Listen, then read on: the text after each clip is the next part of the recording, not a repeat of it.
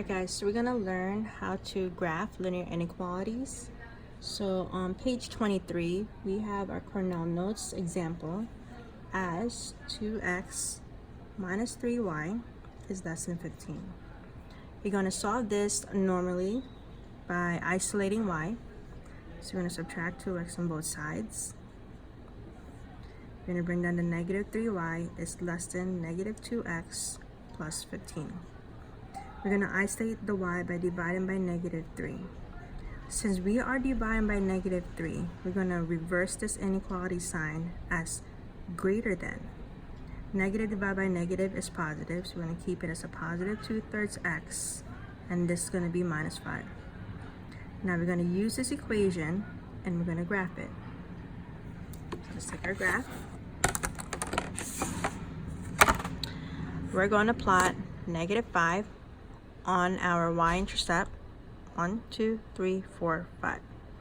Since our inequality is a greater than symbol, we're going to leave this as an open circle.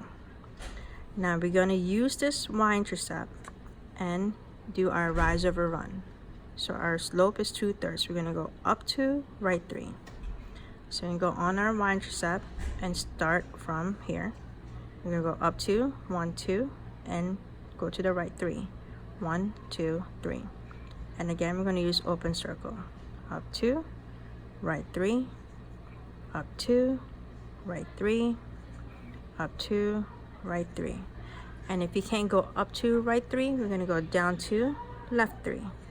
Down 2, left 3. Since this is an open circle, we're going to use a dotted line, meaning these points on this line are not a solution to our inequality. Now we have to determine which side of our line is going to be a solution. Well, we can use a test point. A test point can be any point either above this line or below this line. Since the origin is not on the line, that's a good point to use. So the origin is going to be our test point.